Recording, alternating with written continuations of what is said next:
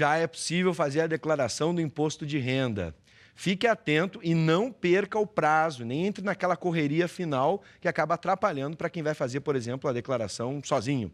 Sobre este assunto, nós vamos conversar com o auditor da Receita Federal, auditor fiscal da Receita Federal, André Magalhães Bravo. André de Magalhães Bravo, seja bem-vindo. Boa noite. Eu chego a me engasgar quando falo dele, né? Obrigado. O Leão. O Leão assusta ainda muita gente, especialmente nessa correria final, porque muita gente não consegue entender como funciona a declaração. Seja bem-vindo, André. Obrigado.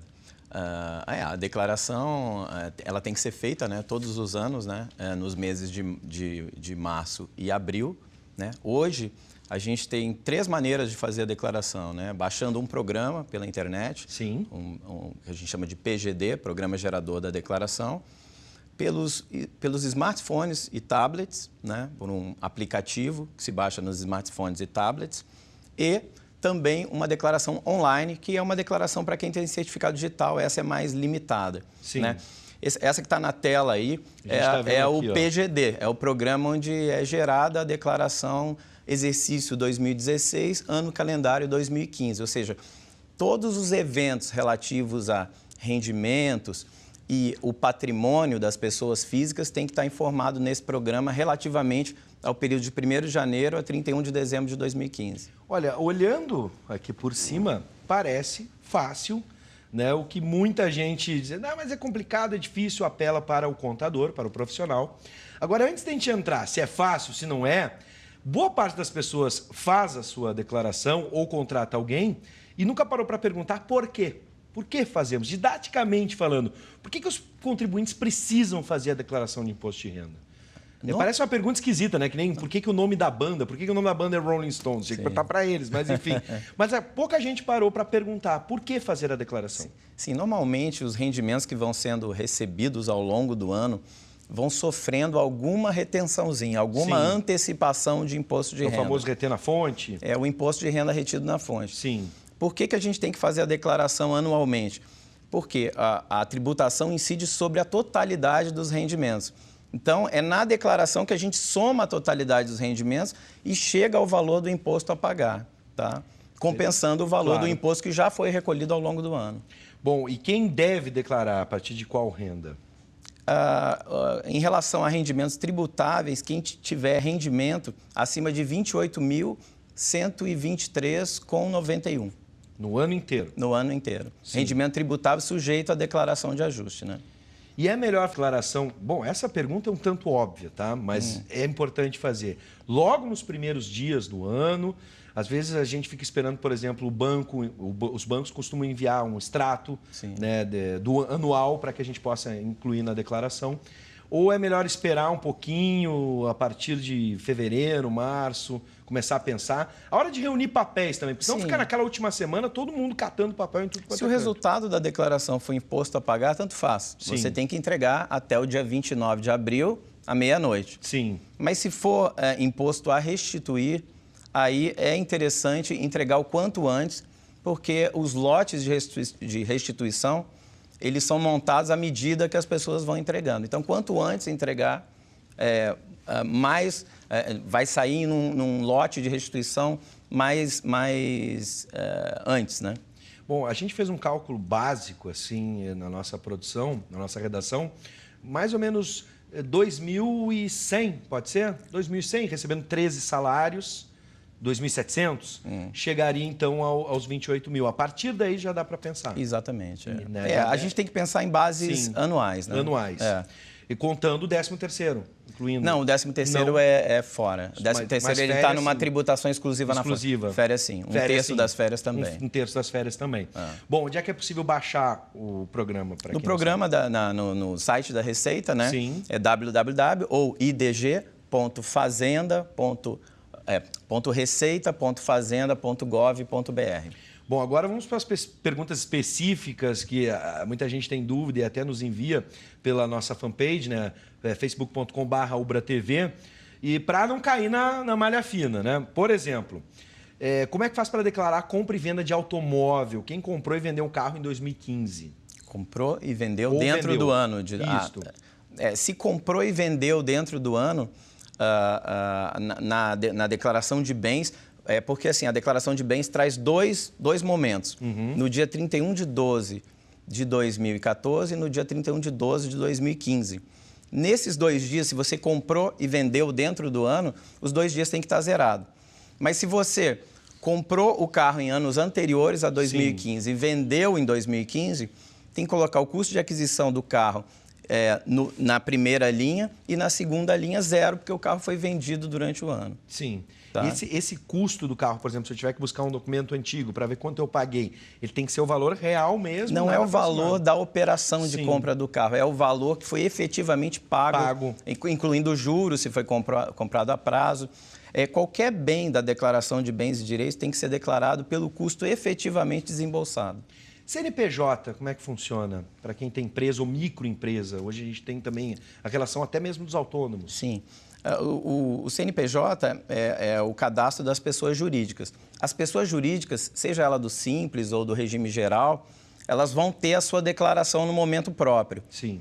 Quem é titular de empresa ou é sócio de empresa ou é responsável por CNPJ, não está obrigado a fazer a declaração porque é titular, é sócio ou é responsável. Isso não é um critério de obrigatoriedade da declaração. Quem mudou do ano passado para cá, as exigências como questões de dependentes, coisas do tipo? O que mudou na declaração? Exatamente. Tem algumas pequenas mudanças, eu gosto de falar a que vai impactar mais, né? Já que nós estamos na TV. Mudou do ano passado para cá a questão do dependente. O dependente é obrigado a ter CPF a partir de 14 anos. Ano passado, essa exigência era até 16 anos. Isso é importante. Os pais, então, têm que estar... Os pais têm que... E nessa idade, né, os jovens não têm o título de eleitor. Então, eles vão ter que comparecer ao Banco do Brasil, Caixa Econômica, Correios ou Tudo Fácil para fazer o CPF. Senão, eles não vão conseguir figurar como dependente na declaração dos pais. Então, a partir dos 14 anos. A partir dos 14 anos, 14 anos completos até 31 de 12 de 2015. De 2015. Bom, agora vamos falar de imóveis, né? Apartamento. Quem comprou na planta e começou a pagar agora? Vai declarar, eu vou declarar apartamento na rua tal, comprado da construtora tal, e o que eu vou colocar? Eu vou colocar o valor efetivamente pago durante o ano de 2015. Não o valor da operação. Sim. Vamos dar um exemplo. Eu comprei um imóvel lá de 200 mil, de 300 mil, vamos dizer. Tá? Durante 2015, eu paguei 20 mil. Eu vou colocar 20 mil, eu não vou colocar 300 mil. Inteiro. Ele vai chegar a 300 mil quando eu desembolsar os 300 mil, ao longo dos anos. Muito bem. Bom, antes a gente ir para mais uma questão específica, dá para a gente falar sobre a declaração simplificada? Ela vale a pena? Para quem que ela vale a pena, por exemplo? A gente tem uma falsa ideia de que a declaração simplificada ela leva a um resultado melhor. Por exemplo, hoje é o 2º dia de declaração do imposto de renda, eu já fiz minha declaração de imposto de renda. Ontem à noite eu vi, na declaração simplificada, no meu caso, dava mais a pagar. Então, o contribuinte tem que cuidar com isso aí. No programa da declaração do imposto de renda, tem uma abinha do lado esquerdo, em que você vê a cada mudança que você faz dentro do programa, a cada rendimento que você coloca, a cada dedução que você coloca, o resultado no que a gente chama de deduções legais e no desconto simplificado. Tá? Se o contribuinte estiver tentando transmitir a declaração e ele estiver optando, dentre essas duas opções, a que for mais cara, que gerar um imposto maior a pagar, o programa dá um aviso, olha, você está optando pela situação que é menos favorável. E aí o contribuinte vai lá, altera e transmite. Perfeito. Tá? Então é bom alertar para você que está em casa que ela atrai, né? A declaração simplificada. Acha que vai ser uma vantagem, que vai ser mais prático e o barato sai caro, né? Nesse aspecto. Bom, o que muda de uma declaração para outra? Dá para a gente resumir? Da simplificada para... Antigamente existia diferenças quando a declaração era feita em formulário. Sim. A simplificada tinha menos informações. Hoje não existe nenhuma diferença, tá?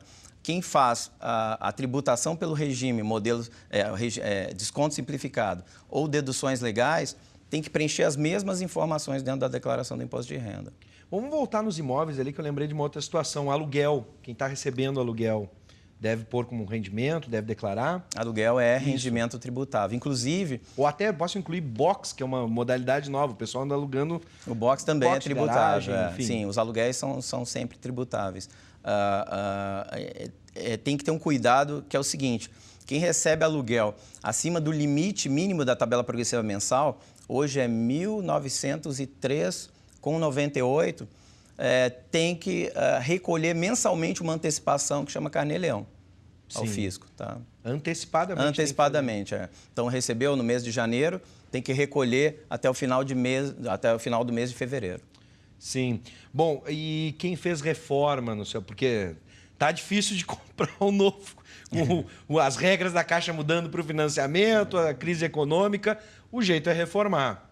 Quem faz reforma também deve declarar? A vantagem de fazer a reforma do ponto de vista tributário é que o valor da reforma ele se agrega ao custo de aquisição do imóvel. Sim. Então, você fica com um custo maior. Ficando com um custo maior, na hora de vender, o ganho vai ser menor e aí acaba dando menos tributo a recolher.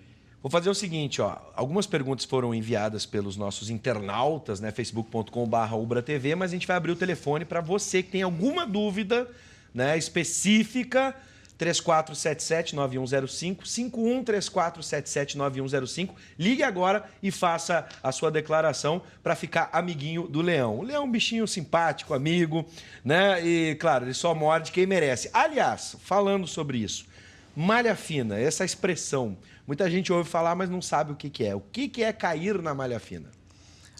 Hoje, a Receita dispõe de uma grande quantidade de dados, né? A gente tem um Big Data, né, dentro da Receita. Então, o que é a malha fina?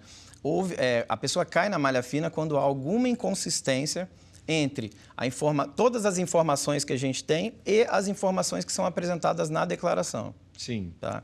Hoje, a maioria dos problemas, 40% das declarações que caem em malha, são diferenças no valor do rendimento tributável. Diferenças, podemos dizer assim, erros, algo não intencional, um equívoco, ou algo às vezes intencional? Porque tentar enganar a Receita é difícil. As duas coisas, né? A gente tem situações em que há fraude e tem situações que há mero erro, né? Sim. Nas duas situações, a aplicação de multa, né? Claro que a multa aplicável no caso de fraude é muito maior. E é possível retificar isso? Como se faz? Antes de receber a intimação da Receita, é possível retificar.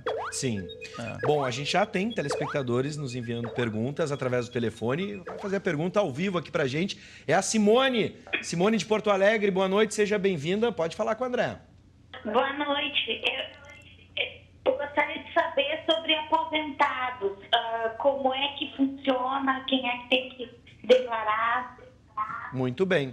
Vamos passar a pergunta para o André. Aposentados. A aposentadoria é, em via de regra, um rendimento tributável, né? Ela só não vai ser tributável se a pessoa for portadora de moléstia grave, tá? Existe uma lei, a Lei 7.713, de 88, que ela traz lá um rol de doenças que dão isenção para o aposentado. Outra situação em que existe uma isenção para o aposentado é quando o aposentado completa 65 anos, tá? A partir do mês em que ele completa 65 anos, ele tem uma isenção a mais, né, de 1.903,98, que é o limite mínimo da tabela progressiva. Bom, a gente sempre tem aquelas questões de saúde, né? Hoje em dia as pessoas utilizam planos, ou enfim. Mas e com o bichinho, que para muita gente se tornou, né, um membro da família, né?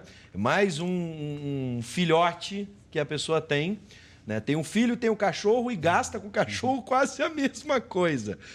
A gente pode deduzir alguma coisa de gasto veterinário, por exemplo? Não, o cachorro ainda não é considerado dependente. Não, né? Ainda não é considerado. Não tem CPF ainda. Isso aí não depende da Receita, né? Isso depende de uma lei ordinária. O dia que a lei ordinária disser que o cachorro pode ser dependente, né? Pode ser as despesas dele dedutíveis na declaração do imposto de renda, isso vai depender de uma lei, e aí a lei depende do Poder Executivo e do Poder Legislativo. Né? Bom, vamos combinar que movimenta muito dinheiro hoje em dia no país. Sim, verdade. Bom, e os médicos, as pessoas ligadas à área da saúde, como é que elas podem fazer para fazer a sua declaração? Alguma coisa diferente, por exemplo? Os médicos, não só os médicos, mas também os fisioterapeutas, os psicólogos, os fonoaudiólogos, terapeutas ocupacionais e os dentistas e também os advogados esse ano, de todos os rendimentos que eles recebem de pessoas físicas, eles são obrigados a dizer de quem que eles receberam, tá? E quem é o paciente. Tá? Sim. Então, antigamente, até a declaração do ano passado, essa informação era feita por totais mensais. Agora, não. Aparece o total mensal na declaração, mas lá dentro vai ter um registro em que o médico declina quanto que ele recebeu de cada cliente. Quer dizer, o médico, o advogado, o profissional liberal, declina quanto que ele está recebendo de cada cliente dele. Bom, mais perguntas podem vir pelo 51-3477-9105.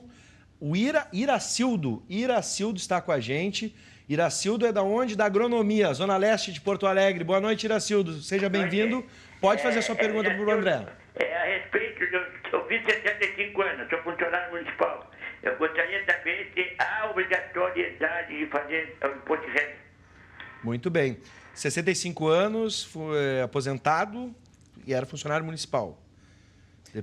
Depende do valor do rendimento tributável dele. Ele tem que olhar no comprovante de rendimentos anual e ver qual o valor do rendimento tributável. Sim. Se for mais de 28 mil, é só fazer a soma, vai ter que declarar. Eu quero voltar na malha fina e eu acho que ficou faltando... Sabe que no Brasil dói quando vai no bolso, né? As medidas pedagógicas são sempre nesse sentido. Se cair na malha fina, se tiver coisa errada lá, tu já disseste, André, que pode retificar antes da Receita, né, autuar. A pergunta seria o seguinte, e quando a Receita vem em cima, essa multa é de quanto? A multa, no mínimo, é de 75%. 75%.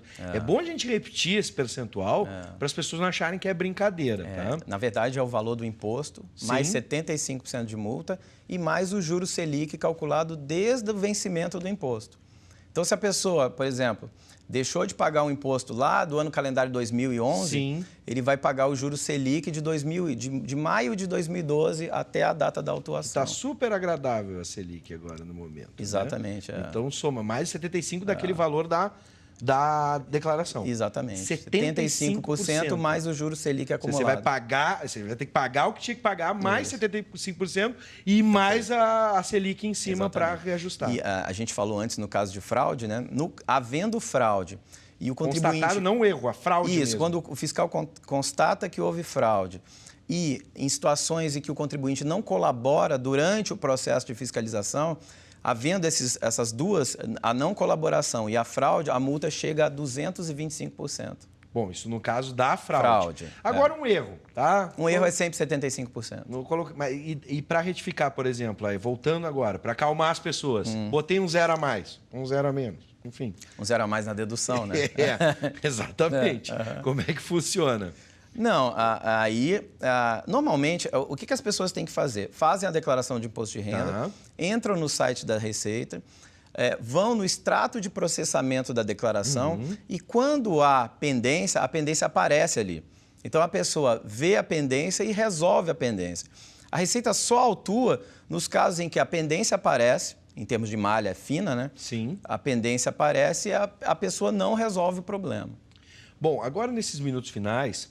Eu vou deixar aberto, André, para que tu, se alguma coisa faltou, algum outro detalhe, alguma modificação importante que aconteceu do ano passado para cá, e também para tu falar com o pessoal que está em casa, né? Lembrando de que a gente tem que fazer e, de preferência, começar agora, né? Para não deixar na última semana, até porque deu essa encurtadinha, já que dia 30 cai num sábado, então até sexta-feira à meia-noite tem que estar tudo pronto no dia 29. Sim. Sempre alertar a questão do prazo, né? O prazo é até o dia 29 de abril, à meia-noite, né? E aqui em Porto Alegre nós temos um atendimento lá na Delegacia da Receita Federal, né? As pessoas têm que ir lá e retirar a senha e vão ser atendidas. É na Loureiro da Silva, na 445, né? No Chocolatão, no prédio que aqui a gente conhece por Chocolatão. E vai ter atendimento durante esse período. Qualquer dúvida eles podem tirar lá? Sim, tem um limite, né, de atendimento. Sim. E hoje também a delegacia tem um convênio com a Faculdade FADERGS. Então, há alunos também de contábeis ajudando a gente a fazer esse atendimento lá. Perfeito. Tu recomendas que as pessoas que não têm experiência tentem fazer sozinhas? Hoje o processo está fácil ou ainda é necessário a ajuda de um profissional? Há situações em que a declaração é muito simples, a pessoa tem condição de fazer. Mas as que têm um volume maior de informações e situações mais específicas, né, é sempre aconselhável que procure um profissional de contábeis, né, um técnico de contabilidade ou um contador.